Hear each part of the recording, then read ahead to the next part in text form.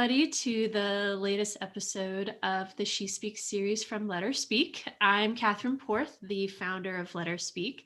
And today I have a woman who is just a wealth of knowledge. Her name is Shana Dewitt, and she is a marketing coach or marketing strategist, I should say, and a business coach. And so we have a lot of different things that we can talk about today. So thank you so much for being on the show, Shana. Well, thank you for having me. I'm excited to chat. Yeah. And so one thing I'd love to start off with is I know you have a history of what eventually brought you into marketing strategy and business coaching. So I'd love for you to share with everyone, what that story was that brought you to where you are now. Well, I think the biggest part of the story is just why I started my own business because I remember being at this carnival on the coast and this fortune teller said that I would have my own business. And I literally laughed out loud because I was like, that is something I would never want to do.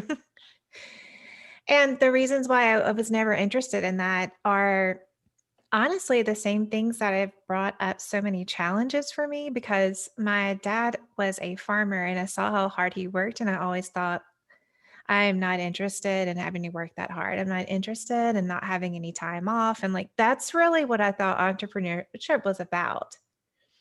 So, I mean, I think about that so often. It's those funny little things that happen in your life and they continue to come up and you kind of see how they've become something bigger. But basically, I was working in a job that looked really good on paper. I was a art director at a Fortune 100 company. Got to work on international accounts, all these things that sound really impressive. But after being there for 5 years, I just noticed that I just didn't really feel like myself anymore because it didn't feel creative. And creativity to me means a lot of different things. One is problem solving. Another is more traditionally, when you think about making things with your hands and those types of things. So it just felt like something that wasn't really feeding me in any way. It wasn't feeding me creatively. It wasn't feeding me as far as my family went because I felt like I just worked all the time and didn't really have the time at home I wanted. And this sounds really dramatic, but I just felt kind of dead inside. I thought, I don't really feel like myself. What is wrong? And that's kind of what I pinpointed it to. And so then it was just a journey to kind of figure out, well, what does this mean?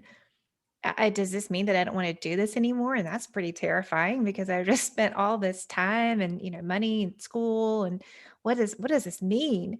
And so it was really it took a little while to kind of figure out what that did mean for me. And it all led into entrepreneurship. So, one thing I would love to kind of hear from you, because I also came from corporate. I also went through the exact same experience of essentially feeling dead inside, feeling like my work isn't mattering the way that I want it to matter. My life doesn't look the way I want it to look. Um, do you think that it's I don't want to say common, but do you feel like sometimes the way that the traditional business structure is that it doesn't leave room for a lot of creative leniency at all? Do you think was that part of what your feeling was that it wasn't wide open for you to really flex your creative muscles? For me in particular, I think that it was a lot of different things because I'm the kind of person where I love to learn and I need there to be, I mean, I'm a tourist, so I've definitely like love security and all of those types of things, but I am creative and I love to learn new things all the time. And when you get to a place, and I think that it doesn't matter if it happens in corporate, if it happens in your own business, if you have that type of personality, because I see that a lot in a lot of my different clients. I'm like, oh, I know you, I got this, like I know what to do. But I need that continuing sense of creativity in the form of learning something new, problem solving. And then there's also that other portion where you do want to feel like what you do matters. But the minute that you feel like, well, this is great, I'm doing all of this and it's to build up somebody else's dream and somebody else's worth, it feels really awful, and it feels when you don't have any sense of like appreciation and you don't have any personal sense of fulfillment, then I think that you feel resentful. And that's when you're about a year past when you should have left, I think. It's like you're past the point of knowing that you need to do something different. And I think that's a really good point too of yeah, feeling like you're doing all of this work and it's different as like you if you're like a coach, you're doing a lot of work for the benefit of someone, but it's like you have this relationship that you've built with that person. You get to watch it foster and grow versus doing something for the benefit of a corporation and a board and stockholders is a completely different sense of feeling like you're working for somebody else that's not fulfilling yourself in that Totally. I way. mean, Yeah. I have clients that make more money than I do, and I love it. I'm like, this is amazing. No, there's no, it's a totally different thing because what I get out of it is that I, like you said, get that relationship. I love being a part of their story, but I did in the last corporate job I had, I did no longer loved being a part of their story. So, I knew that there needed to be a change, but of course I was scared. And honestly, I'm going to be so honest about this. My husband was like, "You've got to quit. You've got to quit." And I'm lucky that I had that support because I know that a lot of people don't. And I tried to approach it with this pragmatic sense of, okay, well, let me save some money.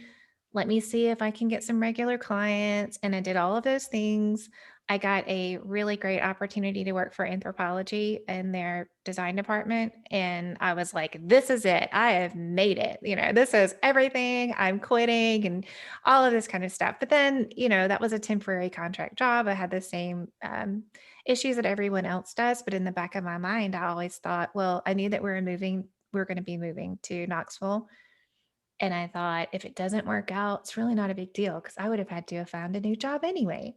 So I created a back door for myself, which was really the last thing that was standing between me being a freelancer and a business owner. Because when I did get here and I thought, okay, I'm just going to go get a job. I don't feel like I had an infant too at the time. That was like an important piece of information. I thought, I don't think that I want to like commit myself to this. I just want to go out to work for someone else. And I went in for a job interview at an agency here. And when I walked in, I literally felt sick. And that's when I knew. I mean, I went in as a freelancer and I came out as a business owner. And my outlook changed. And I was like, I got to make this work. Got to take it seriously. Got to get some clients. Got to get some marketing going on. Like that is the day that I really feel like I started my business because before I was just kind of I don't know what I was doing. I was just there. I was just seeing what was going to happen, but that was the day I got serious. And I think a lot of other people can really relate to that too. That moment when you're like, no, this is real. And I love that that it wasn't a immediate switch because I think sometimes the story builds up in some people's heads of you're working your full-time job and then you have your side hustle and then you get it to a certain revenue amount and then you're like, okay, I'm going to quit and go do this full time. And it's like most entrepreneur stories and journeys do not look like that at all. And a lot of times you're stumbling along the way and then eventually you kind of figure it out. Yeah, in a perfect world, you have all of your stuff built up, and there's that moment where you're like, I'm so busy, I can easily let go of this other job and just go full time. But that's not usually the way it happens. You're right. I mean, it really doesn't. And I also think that this is really helpful to understand more about your personality because it's not like that never happens that way, but there's a lot that goes into it because what usually happens is you're either a person who is propelled by the fear of not having your secure job, and so you make it work, or you're a person who doesn't make your side hustle become a business because you're too busy with the security of the other job. It usually kind of goes one or the other. Do you find that to be true? Yeah, yeah, I definitely see that. Or there's also the fear too of, well, it's going good right now, but how do I know that it's going to continue to go good? And so a lot of times it's also that fear of it actually working out the way that you want it to work out, because you hear so many stories of like, yeah, they put everything that they could into it and then it completely fell out from the bottom and they went into debt and they are still working themselves out of it. So yeah, and I see so many different types of stories. It's like no one entrepreneur story is usually the same as any other. It's always so different, which is why it's so difficult sometimes to give advice and to help out, because there's so many different parts and pieces to every business and every industry and every entrepreneur's unique personality and abilities.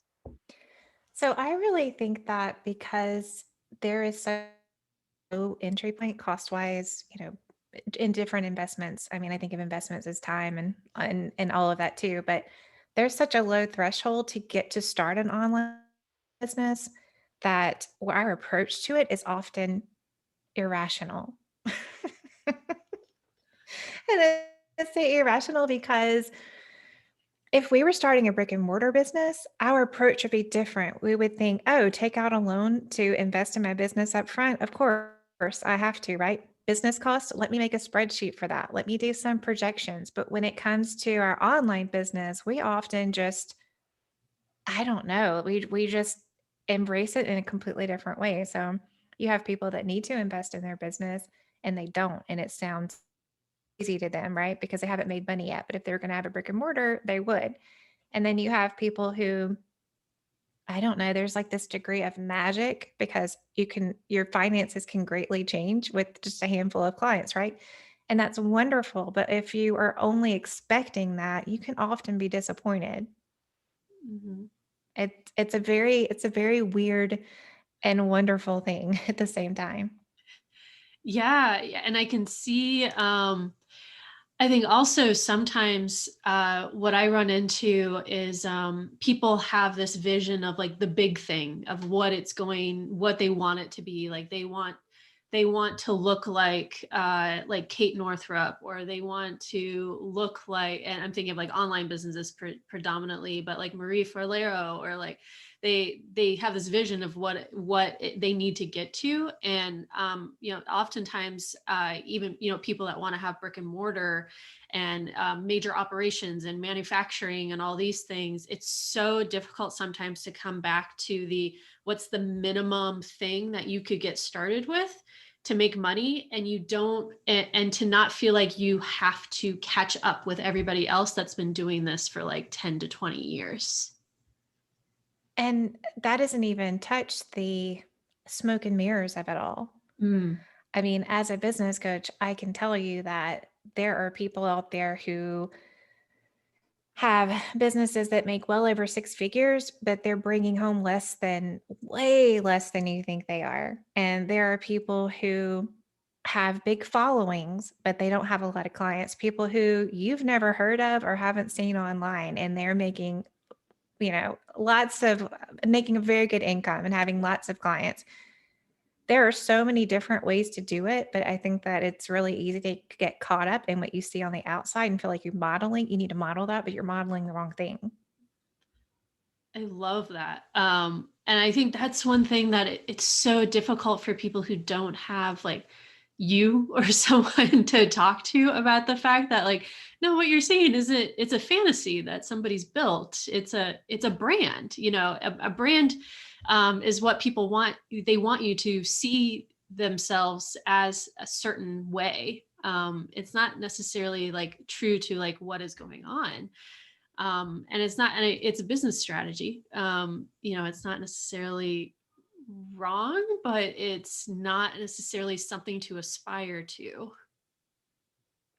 Well, what it is a trap. It's it's a trap. You're going to lead yourself down a complete wrong path. So, I mean, I that's one thing I love about having the podcast that I do is that not only are we talking about how you got to where you are, because you only see it from the outside. You only see a person's success usually, right? And you don't see how they got there, but it also breaks down some of those myths of how you think business is supposed to be so that you're not wasting your time trying to work towards something that just doesn't even make sense. So what are some of the greatest myths that especially when you're working with someone that you hear over and over again, that you have to kind of, educate out of them of what it's actually like. I think the biggest myth is that there's a right and a wrong way. And it generally, I mean, it could be different for each person, but I often see people feel like they know what their problem is. And so they're hyper focused on that problem. And that's not really the problem. And it's always something outward facing that they feel very attached to. So a lot of times it revolves around social media, which is not surprising, right? Because those are those visuals, those things that we're seeing. But I really think that the biggest one is probably that there's a right and a wrong way, and there's only the right and wrong way for you, because any marketing tactic will work if you work it. And that sounds really easy, but it's in actually doing the work. It's in showing up consistently. And as a coach and a strategist, I mean, I can give you really amazing advice, but that doesn't mean you're going to do it, right? And so that's where my job as a coach comes in, is making sure that we are fine tuning things to you and your personality and your goals and not somebody else's, and that you're actually following through and taking action. So I think that the big myth is that there's a secret, like there's some particular way. The other one that I love, because I feel like I know that I have fallen into this trap, is that you're going to have a biggest hit. You have, when you think about artists, do you think about their like one hit wonders, or they came out with this one song and it like turned their career around? And we all think that we have this big hit inside of us. And that's the thing. That's what we're working towards, is that one big hit, and it's going to change everything for us. That is a myth. It does not work that way. And if you are hinging all of your success on this one blog post or this one event or this one topic or podcast or whatever it is, you're going to be disappointed. I've never really seen somebody have one big hit that changed everything. And I can imagine then that the all of the ads, especially, I feel like since the pandemic it's really revved up, but the sponsored ads and everything on social media that are like, this is what you're doing completely wrong with, fill in the blank social media strategy, or fill in the blank Google AdWords strategy, or this isn't how you sell, and things like that. I mean, do you find that sometimes you'll have clients coming to you that really buy into, or read that and let it kind of take over, that, oh, this is what I need to do. And then they see the next thing, they're like, oh no, this is what I need to do. And they're constantly jumping around. Yes, I can actually think of a really good example. I had a client come to me and she said, I don't want somebody to just tell me what to put on social media. I really want to learn how to do social media, how to write captions and grow my business that way. Like, perfect, we can do that. So we're working through all of this. And that's when I start to notice other things. And I'm thinking, okay, so she feels like it's the post. It's not the post, it's all the stuff underneath that's making it hard for her to write the post. That's what she really needs to work on. Um, and so we start talking about that, and it was really uncomfortable for her. And it brought up a lot of things, right? It wasn't about the post, it was about why she didn't want to write the post. And then she starts implementing. So basically, I would like write her post for her, and she started putting the post out there. And then she told me that she was terrified because it was working. Like within the first week of her posting the post, she was terrified it's working, and she was scared. And so that's a really good example of how, if you're really focused on solving the wrong problem, you're never really going to get the results that you want. So it's not about right or wrong. It's about, you got to know what is really your problem. And it's often not the one thing you think, because I'm telling you that, the perfect caption, the perfect blog post, it's not going to turn your business around. It's just, it's not one thing. Do you have you know thoughts on for one thing, I guess personally for me, I feel like social media is kind of an add-on. It's a way to at least have you come up in front of people, because inboxes a lot of times get inundated. So you get sometimes buried in an inbox. It's another way to get in front of people. But at least personally for me, I still feel like the development of a relationship and being, very focused and consistent on seeing and talking to people, and having, whether that's in a meeting or emailing and checking in, and doing things more of that way, that leads to a lot more groundwork and a lot more development in business than having all of your energy going into blog post writings and social media, and kind of forgetting that it's actually human connection that really leads to it. I didn't know if you had, thoughts or experience or examples in that area. So I think that there are basically three parts to a really good marketing strategy. And one is, we'll just say acquisition, but I like to think about, like you said, in terms of relationships. It's like, where are you going to meet people? Right. And then there's nurturing those connections that you make. And then the last part is really the conversion. And to me, conversion is saying, you have this problem. This is how I can help you. Do you want to work together? Like, would you like me to solve your problem? That's pretty much sales to me. Um, and any marketing strategy works, right? If you work it. But to your point, yes, it's all about relationships. And I think some people do really well on social media, but what you're not, they are consistently chatting with the same people, that they are chatting with them inside of the DMs. They are taking it offline into something else. So what's seen on the outside is social media is like this magic bean, and all you have to do is do it right, and you're going to magically just have this like amazing business. It's just not, that's not totally true. You're not seeing the full scope of it. So yeah, you can pay, $50 and get 30 days worth of captions and use those. Is it bad? No. Is it going to work for you? I don't know. Maybe, but because that's not all there is to it. So for you, like what you just explained was such a great example of how you like to build relationships, and it works for you because businesses are built on relationships. It's not fast. You can't, this idea that you can have a business that you don't really have to show up for is not true. Some of that stuff, honestly, I mean, it did work as far as like, can you sell a $25 workbook with a really great funnel? You definitely could 5 years ago, really, but not anymore. It's about relationships. So whatever your relationship strategy is, so as you said, it's like an add-on. It is. For some people, it may be a more important part of their overall strategy. Instead of having emails, they'd be maybe more of a DM person, or that email may be the last part of their sales relationship that leads into an offer. I have a Facebook group, and so for me, that's the place where I really show up and nurture relationships. It's not that I'm not on Instagram, I am, but that's a very top level. It's not the nurturing portion. So I may send you a DM, but even, I want to show up and give the most value and nurture the relationships the most is inside the Facebook group, or I'm an email person like you.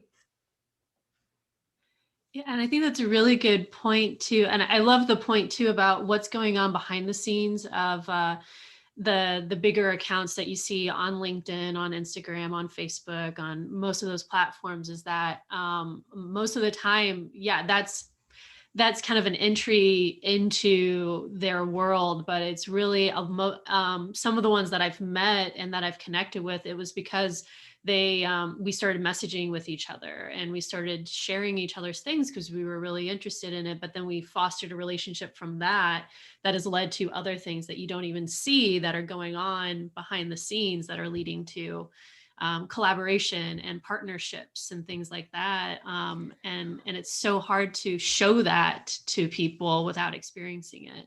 Or have you ever maybe run into someone at a networking event, or you see them in a Facebook group or something like that, and you feel like, oh, I know that person because you know them from online. So maybe you haven't had, that may just be me, and I think that like everybody's my friend, but but you've had some sort of connection. Like maybe you've just been commenting on each other's posts for the last year or something like that, but you feel like you know who they are because they know your face and you know their face. And so, but still that it's that relationship building, that nurturing piece is not happening and you saying, "Oh, that's so cute. Your kids are adorable." That's not where that's happening. It's happening in another space, but it can help you connect and at least start a relationship. Yeah, I have a few women that if I were to run into them in person, I would not know that it was them. But we've had like long conversations in our messages on like Instagram and Facebook Messenger that a woman will open up about her children and about things that she's going through, and she shares with me like, "Hey, I just created this thing. I'm really proud of it." And I'm like, "That is amazing." And I'll share it on my stories and things like that.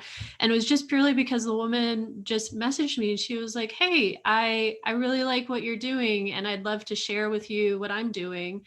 And we just took the relationship from there. And I think, you don't see that stuff going on. All you see is like people liking and maybe a few comments or things like that. But you don't realize that it's actually the true magic is what's going on behind the scenes, and it's just kind of the extras are what you're seeing on the surface. I mean, Instagram, Facebook, like those are amazing ways to meet people. And I have very good friends who I have never met in person and I've only met them online. And it's just been a relationship building kind of thing. So you get the opportunity to meet people you never would have met before, collaborate. Like that's the thing that makes me feel excited about social media. What's not exciting is you think that that's the only way you can build your business and you're like, why do I keep posting all this stuff? Why am I spending an hour trying to create this post and I'm not getting any kind of engagement? Like Mhm. I hate that. I hate that for people because it's just it's smoke and mirror. It's just not true. So I really hate that. And there are lots of things that you can buy to try to help you with your social media. And again, it's not like they don't work, but if you're just thinking like this is the thing that's gonna make my business explode, it's just not. I am Yeah. being such a downer. Uh, well, I think one of the upsides, so personally, I am not a social media, I have to show up on social media because of the nature of what I'm doing is very much story driven. I use my platform as a way for other women to share their stories. But honestly, I see where a lot of people who, especially are just getting started in the entrepreneur world, think that that's the only place that they have as an option to show up and for people to find out about what they do. When there's so many other opportunities out there and things that you can do. And like you said, there's people that are very, very you run very good businesses, are enjoying what they're doing and loving what they're doing, and they're barely on social media. And I just feel like we don't talk too much about all these other options that are out there to build up relationships and therefore your business and to get your word out there, because everybody's default is for the most part social media. Yeah, and also like we're really talking about digital types of things, but almost every entrepreneur I know, most of their business comes from referrals. Yeah, exactly. That's got nothing, I mean, and again, this is how social media would work. So someone would say, "Hey, I've worked with Shanna. She's an amazing coach." So they would go to my Instagram page and say, "Who is this person? What's she posting about?" And then they may send me a DM and say they'd like to chat, and then we would take it offline and we would have a conversation, and I would try to offer them some value, all of those kinds of things. And so I think that yeah, it seemed I wish everyone would listen to this conversation and feel a deep sigh of relief of like, you just got to think about how you want to show up and build relationships because it could like anything. I have one client who built a six-figure business with no website, at no website, just a personal social media page. And she got all of her clients either from Facebook groups. So Facebook groups, referrals, that be, mostly they're from Facebook groups. Yeah, and I think those those are just incredible to me. I guess I actually technically don't really have much of a website at all. For I'm running a nonprofit and I don't really have a website, which we're working on. But I think that's, yeah, it's something that like, especially when someone's getting started, they feel like, okay, well, I have to get a website. So I have to hire a designer. I need to have a logo. I need to figure out what my brand is. I need to figure out what my social media strategy is. I need to show up at all these places. I need to go to all these networking events so that I can find people, so that I can start getting leads. I need to have a way to track. It's like all of these check boxes that I think leads kind of back to the whole point, kind of the beginning point, which is if you're looking at people who have been doing this for 10, 20 years, they have all of these mechanisms in place now, but that's not in any way how they even got started. They got started probably similar to however they wanted to show up, but like your example of just started talking to people in a group, or started going to this one event, but consistently went to the same event every month, and started meeting these people, and the people got to know them, and opportunities came that way. And then eventually some of these other mechanisms that they eventually implemented as they wanted to grow came into being, but it's not like they did all of it at the same time and we're just like, okay, launch. And then it was all together. Yes, it takes time and it's a layering system. And what actually happens is that people that feel like they need to be in all the places and do all the things, it takes them a lot longer to grow their business because their energy is so scattered instead of just focusing on one thing and really nailing that first. Hmm. I agree. So I guess so going back to your beginnings of your business, what strategic things did you personally do to get it really off the ground and make it this, a legitimate business? Like you said, no longer a freelancer, but this is a legitimate business that you're building. Well, in that first business, I mean, I really started with the basics. And also, I didn't know anybody else who was an entrepreneur. So it was very lonely. I definitely had to figure things out for myself. But, well, what I did was tell everybody what I was doing, right? So to get those referrals. I mean, I got referrals and I got referrals from past, past clients and those kind of things. Ask for referrals. You'd be surprised who you have in your own network, and I think that that's always a really great place to start.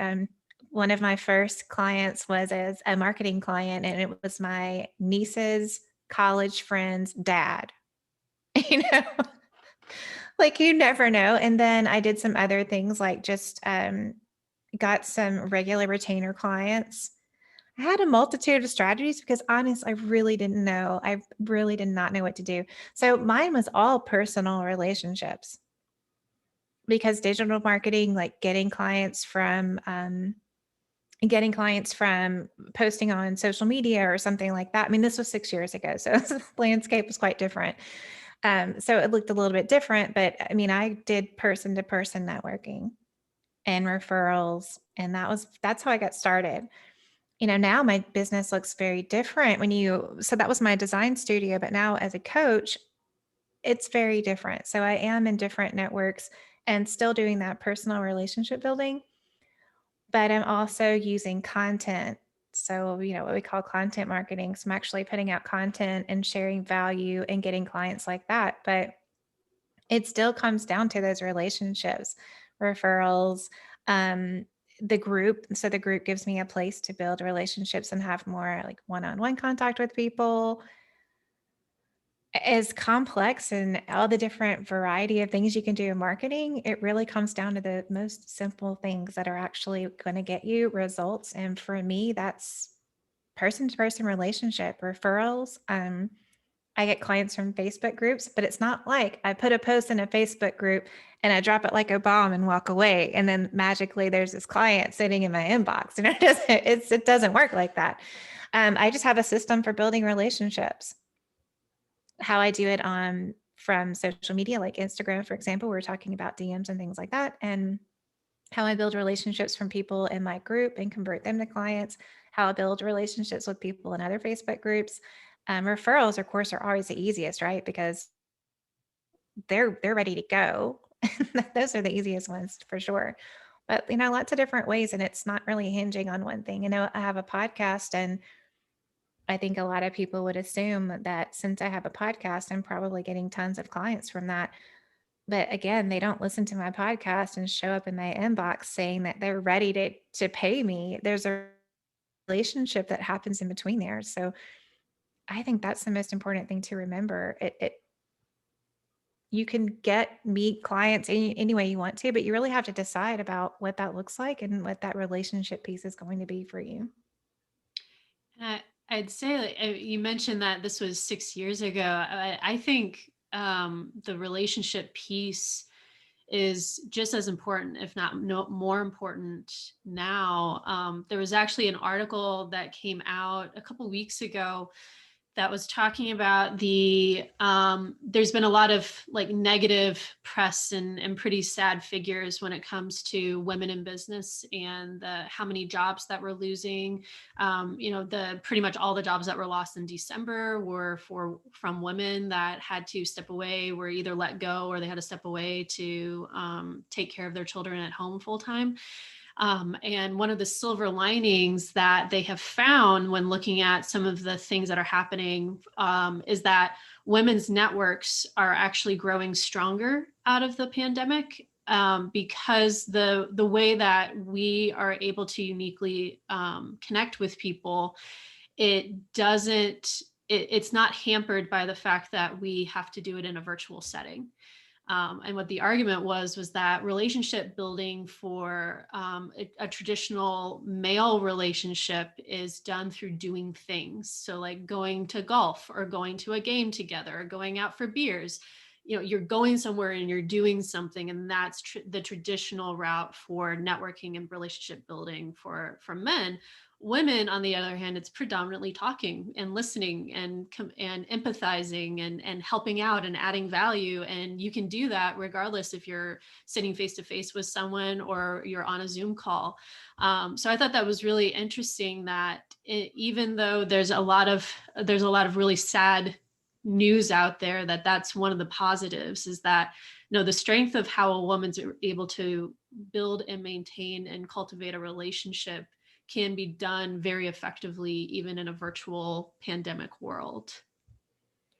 I really love that. I mean, it makes a lot of sense. And personally, what I was hoping, or still am hoping, comes out of this pandemic is that more women, even though it didn't feel good the way that it had to happen, are going to step into entrepreneurship. And because my entire mission, I guess, is that being a single mom of a young child and having the job that I did, and I felt like, this stinks. I hated not having any choices. Hated it. And thinking like, I don't know, she could be my only child. Like, how am I going to feel about this? And why don't I have any more choices? And why am I working at this job that I don't even like? And so when I said that I get something out of helping people build businesses, that's it. Because having the opportunity to help somebody have choices feels like the most empowering thing in the world. And I mean, I'm not finding the cure to cancer, but I feel like I'm making an impact, and it's something that I can be proud of. And so I really hope that so many more women are going to be in entrepreneurship now, and that there's somebody listening to this who, hey, I can do this. I don't have to be on Instagram all the time. I didn't know that. And having just to have those choices, because how amazing is it that you can make money and be a mom and not feel like you have to sacrifice one for the other? It's the best. Yeah, and yeah, to do that and to feel like, oh wait, no, I get to make the choices and actually have the ideas and do the thing that I want to do. Like that was, at least for me, since I don't have kids right now, I have a dog. She's my child, but that was the thing for me, was just like, oh wait, I get to decide what I do and how it gets done, and we're going to implement, and we're going to take this risk, and we're going to figure it out as we go. And then I get to decide whether I want to work late or whether I want to take a day off. It's just like the most liberating feeling, like you said, of like having choices. Because I think most of us, most of our lives, we've felt like completely not in control of the choices that were being determined and made for us. It feels amazing. I mean, you think about, well, I know for myself, I mean, I put myself through college. It took me a very long time, but I did it. And, just basically just like worked really hard. And you have this idea, or I know that I did, that I work hard, I do the hard work, and I get the results that I want. And then ended up in this job where I was doing lots of hard work and I did not like the results I was getting. So you think, well, why can't I just do that for myself? And of course, it's not the easiest thing in the world, but it's possible. I believe it's possible for everybody. I really do. And the choices that you have, it's totally worth it. I agree. Yeah, absolutely. And I think the the payoff of taking the chance and to, embracing the fear, because entrepreneurship, you have to do it scared. I mean, there is no, I know everything that I'm doing at all moments of every day in entrepreneurship. That does not work. That doesn't happen. And so I absolutely agree that it can be exhausting but incredibly fulfilling. There's that quote that it's, entrepreneurship is, you gave up a 40-hour work week for an 80-hour work week, but you did it by choice and you're happy about it. Yeah. So the only thing you have to watch out for is continuing that 80-hour work week. Yeah, right, right. And actually setting the boundaries and taking care of yourself and all of Yeah. that. Yeah, it's That's all the nitty-gritty behind the scenes, a portion that you don't see. I mean, oh my gosh, but I think that we're all sick of that, don't you? Like this idea that you're just sitting on the beach with your laptop. I mean, nobody's going to take their laptop to the beach. First of all, that's just dumb. That's not what's really you're gonna get happening. sand in it for one thing. You I don't want mean, it, and it's your only laptop. exactly. I'm going to go to the beach and not work. Okay. That's really taking advantage of entrepreneurship. So one thing I don't think you've really talked about too much is your original business or your first business was with studio art, and then you made the switch into coaching and strategy. So how did you come to that realization that you needed to make that switch, and what did that switch look like? So the funny thing is, and I always tell clients who are in this similar place, whatever it is that you feel like when you're trying to think, oh, something's not quite right, I need something more, whatever it is, you're already doing it. I've seen it over and over again, and it was definitely the case for me. So I love design, but I didn't like love it, love it, love it, love it. I didn't love, love, love the whole thing. And so I really just asked myself, like, what is it about this that's not totally fulfilling? Again, scary questions, right? Just like leaving that first job. What do you mean? Do I not like design? Wait, do I not like design? What am I doing? It was that kind of thing. But what I noticed is that I really love the relationships. And I mean, I like design. I mean, I'm create, all that stuff. I love it or whatever. But what I really was passionate about was the relationship building and the problem solving. And so what had started to happen is in adding that into my branding process where I was like, no, I'm not just going to make a website for you. You have to go through this whole process where I get to know you, get to know about your business, blah, blah, blah, because they were getting a much better result and I actually enjoyed it more. I then kind of realized, oh, that's the part that I really like. It's not the designing, it's relationship and problem solving. And so I had to make a choice of what to do. I either needed to shift into an agency model where I would be doing art direction and project management, maybe, or I needed to cut that part off. And it was a difficult decision. And I would say it probably took me a year to kind of make the decision. But in the meantime, I was doing free calls with people, which is kind of weird because it was just about design. And I had a course and I was teaching entrepreneurship at UT. And I would record these calls and put them on YouTube. They were coaching calls. They weren't really about design. They were about business stuff, but still in my head, it hadn't clicked. Like, you're already doing it. Like, this is what you're doing. And people would ask me for advice, and I would just, chat it up and for free. You're right. They would just ask me advice. Clients would want some extra time and that kind of thing. I wouldn't charge them for it. I was like, oh, you're just here to get a brand package or whatever it was. And then finally, someone said, can I pay you to coach me? And then I was like, oh, this is what I want to do. And that's when I realized I'd already been doing the thing. And that's the part that, people really enjoyed that. I enjoyed that. That's the part that made me feel like I was, lit up on the inside. And then I just had to go through all the next steps of being really scared. I mean, when you get to a point where you're making what most people consider success, that, 10K or more, kind of, it's a big deal to just dump it, right? So big deal to say, "Well, I don't think I want to do this anymore." But I did, and kind of in a lot of ways started over. So I it's not linear. It's just not. No, not at all. And I think it's so funny, and it's something that I hear every so often of people not realizing to until someone says, "Hey, can I hire you to do this?" That they realize like, "Oh, this is what I should have been doing this whole time. I didn't even realize it." Until sometimes it takes someone else saying like, "Hey, I will pay you to do this thing." And then you realize like, "Oh, I would love to do that thing for everybody." And I think it's not that you don't know, you always know. So every time I have a client, I'm like, oh, I just don't know. I'm like, you do know. You do know. It's just that it's so scary. It seems incomprehensible. And so the minute someone says, can I pay you for this? You feel legit. You're like, Yeah, oh, exactly. okay. Somebody would pay me for it. And it's like a fog of fear starts to pull back and you realize, oh, okay. But you always know. I think you just always know.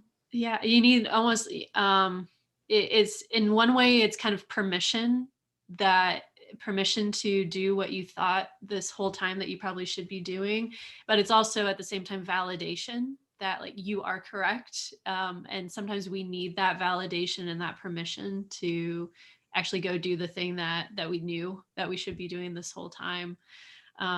Which is I think also it goes back to like you had those relationships and you cultivated that, and somebody, you got to a point where somebody was saying like, okay, I need to pay you to do this thing. Which sometimes is the kick that we need. Yeah. And so, after that, like I said, it was just a process of thinking, okay, what is this going to look like? And facing those fears and feeling really scary. But back to the first business, whenever I decided that I definitely was not going to go back to work for someone else like that, it was the same kind of thing where there's a moment where you have to say, okay, and that like you have to get rid of the safety net and you have to sort of pull the plug and make sure that you are declaring yourself the thing that you want to be known for.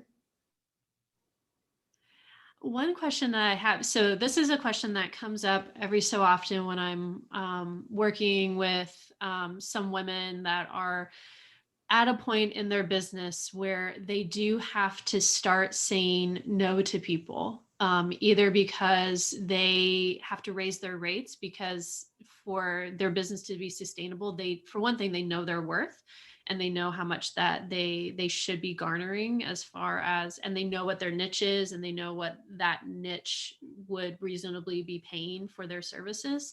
But also at the same time, they struggle with, because they love the relationship so much, ultimately in growing you can't be as intimately involved with all of your clients when you get to like a certain point in your business. Do you have any thoughts or words of wisdom or advice or talking or things that you've discussed with people that are facing that in their businesses? So, what I really love to do is think about how you create a safety net inside of your business. And the safety net comes from not having to make decisions. Love this for all things. So, this is what I do if a client doesn't pay me.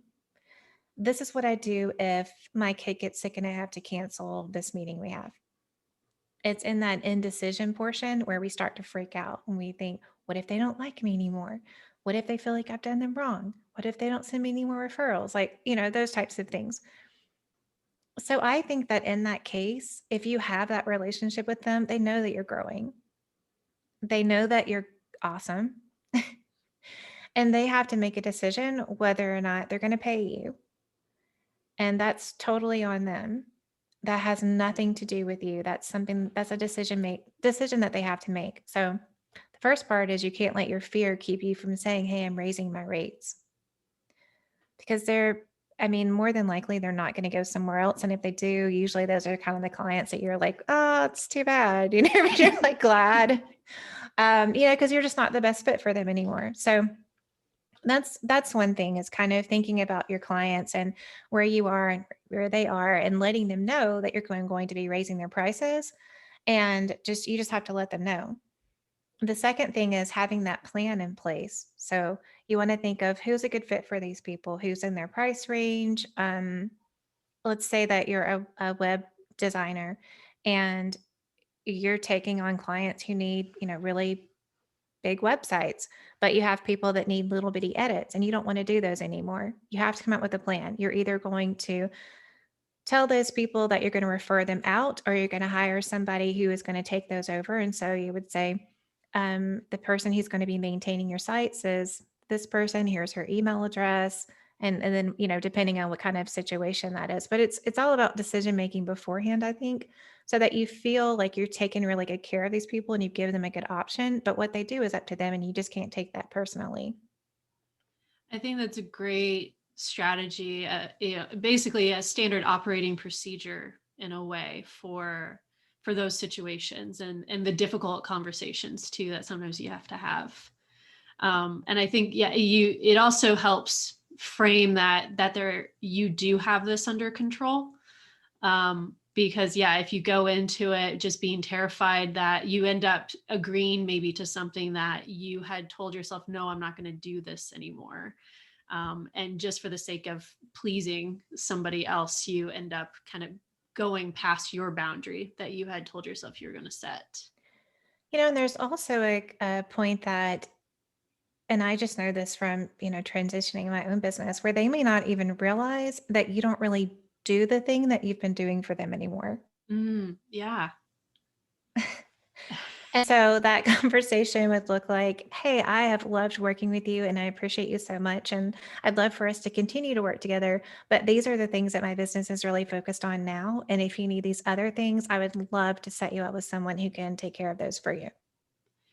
And I think that's one of the key things too. Like what you brought up was that you can deliver what would be considered like a negative message, I guess, of like, sorry, I can't help with this. But and this is something I learned too when I was working in customer service, of if you can always at least deliver a alternative option, at least one option to somebody, it's the one of the simplest things that you can do to show someone that you still care and you're trying to help. But you at least are setting down your foot of like, I can no longer do this. However, I can give you this option. And I think it delivers that blow, and lessens it to the point where people are still happy with you and happy with what you're doing, because you at least showed like, I'm giving you an option, or I'm giving you options. Even when someone approaches me about working together and I can't, and it's not going to work out, maybe it's not the right time, or it's, it feels like it's out of their price point, I still try to give them something. I have lots of free resources. If there's something that I feel like will be helpful for them, even if we're not going to work together, I will still give them that because it makes me feel good. And like, as we were just talking about, it's about relationships. So I think that that's a really good tactic. And as you said, creating those like standard operating procedures. This is what I do when someone says they can't work with me. Or this is what I do when somebody's not a good fit. And if you think back to, so the my experience in customer service made me realize too how poorly a lot of people handle customer service. I mean, if you think about some of your most hated customer service calls that you've ever had to call a company about, the ones that you come away and you're like really angry at them are the ones that said, sorry, I can't do anything. And then that's it. It's just no. And that's, they don't even try to offer some sort of alternative, versus like somebody could deliver something that's like, oh shoot, like you can't do this, I'm in a really bad position. And they at least say like, we can't, these are some options that you have, or some routes that we can try to go down. And you instantly at least feel like, okay, at least they're trying, and you don't feel as angry at them. I mean, I'm thinking of like cable companies being like one of the ones that usually, or I guess internet providers being the ones that are like, sorry, no. And that's the end, And I think sometimes it's, what I recognize is like, people don't think about their own sometimes personal encounters and apply that to how they are running their business too, of like, if this would make you angry, don't do that to somebody who's, a client. That, what would you want if you were on the other side of that conversation? Well, I feel like if you've decided that you're going to have a service-based business, you're in the business of taking care of people. And when you simplify it like that, it's easy. Like, how can I take care of you? Just in general, like, how can I take care of you? There's so many different ways. And that again goes back to like what really works best for you, like personality, what goes with your communication style. Like, how can I take care of you? Maybe we just need that on the bottom of our monitors at all points. Every time we're talking to someone, it's, how can I take care of this person today? I feel like, yeah, we would probably all be much happier people in general if we felt like someone else is genuinely trying to help us out, and then we're in turn trying to help others out. Yeah, like I maybe before, but I never get nervous on sales calls or, free calls, whatever, because I realize that I'm just here to help and I trust that I'm going to do that. There's never going to be a time where I get on the phone with somebody and I'm not going to help them. I just show up and I help you. I just trust that I'm going to say the right thing, that you know, I've done this enough that I'm going to have the right resource or something like that. And yeah, I think that we can just overcomplicate things so much. When you get down to we're here to serve, we're here to build relationships. It's like, oh, it's really not that complicated. Right. And I think it can sometimes help lessen the feeling of imposterism or lack of confidence, or you feel like you don't know what you're talking about. Because if you truly come from it from like a, oh no, I'm going to have to know these things, these things, these things. But instead you think of it as like, oh no, I can help them because I know I'm capable of doing these things. It can sometimes help bring down, because I think that's what comes up a lot of times in sales conversations too, is like you start feeling like you think you don't know what you're talking about when you feel like you have to try to sell someone and close a deal on that phone call instead of come up with a solution that works for them. I actually was just talking about this inside of my group today because I think that we feel like imposters because we feel that we have to solve that person's problem and it's 100% on us as our responsibility. So if you get on a call and you think, oh my gosh, whatever they say, like I've got 1,000% solve their problem, or they're not going to want to work with me, or they're not going to want to invest with me. Like that's crazy. Because first of all, you cannot solve everybody's problem in a 30-minute call. That's just never going to happen. But you can maybe solve one little piece of their problem and you can maybe get them some insight. And you are only ever presenting potential. You're never gonna, you can't do the work for someone. So you're bringing your experience and your expertise to the table to present the potential of what result they could get if you work together. But you should never feel like that's totally your responsibility. I think that's a big misconception. Yeah, I agree in that.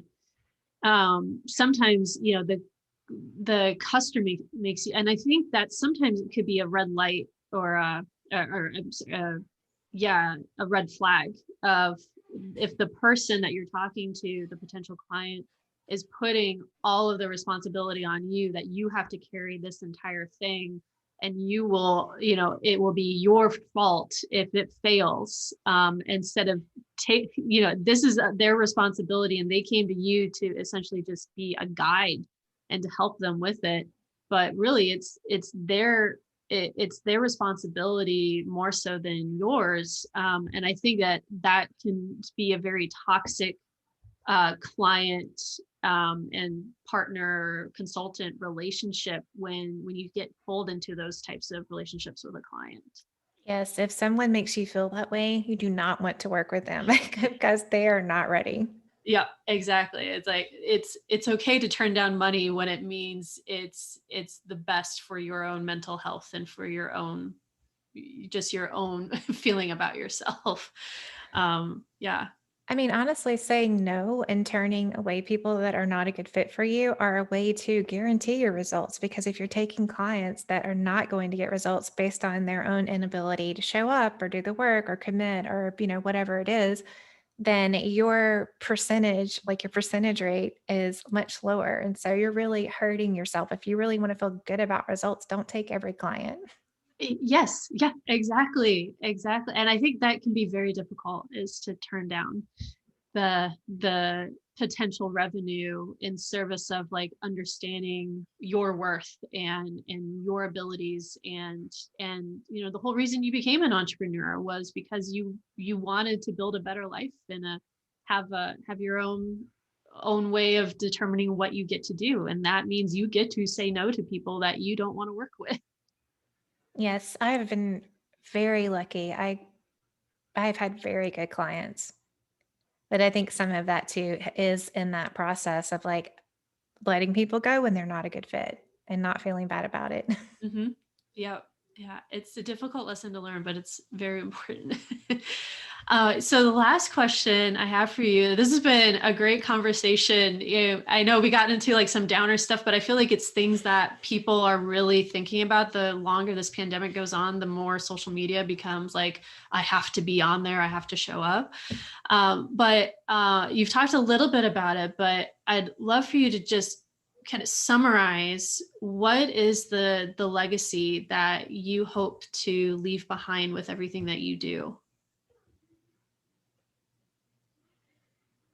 When I think about it like that, it's really just comes back to women having choices, women who get to have a choice whether they want to go to their kids' sports games, whether they want to take a sick day, whether they want to sit at home and do absolutely nothing. I think that we all know the importance of what people call self care, mental health breaks, whatever you want to call it. And I just think about so many things that I swallowed, I guess, in the work environment that I was in, and how much of a mask that I had created for myself to be able to navigate that environment. And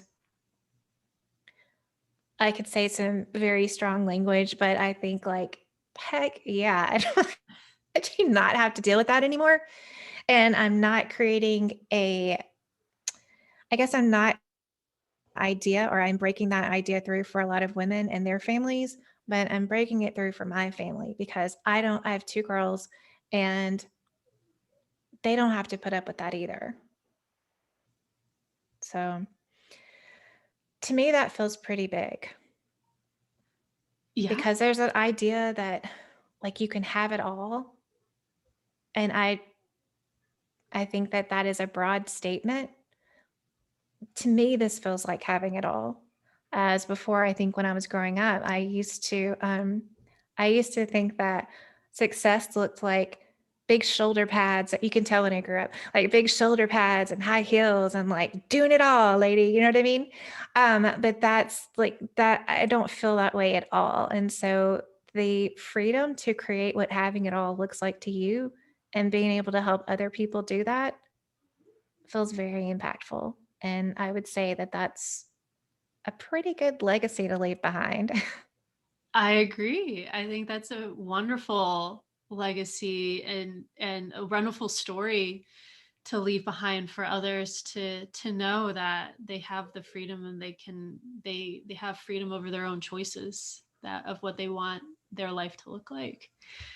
So thank you so much for all of your insights and for sharing your story and for all that you do to help out entrepreneurs in their journey. Well, thank you for having me. And that's just having this conversation. I really hope that it is helpful to other people who are maybe having some of these struggles or questions and things like that. And I'm just glad that there are people like you who are creating a platform for women's voices to be heard. Well, thank you. Thank you. And what the last thing, and we'll put this in the caption too, but where are, we've mentioned quite a few of them throughout this, but to summarize, where would be the best places for people to connect with you? Well, I'm on Instagram at Shana_Dewitt. And of course, I have a Facebook group called The Magnetic Entrepreneur. And those are two really good places that we can connect and build a relationship. Great. And then I will also link to for your podcast, the Be Heard podcast too, which Shannon mentioned. She interviews a lot of really interesting and amazing women on there too that are all in their different entrepreneurial journeys. I had the opportunity to be on it in 2020, which was great. So thank you so much, Shannon. Thank you so much for your time. And I hope that more people will connect and understand the freedoms that they have.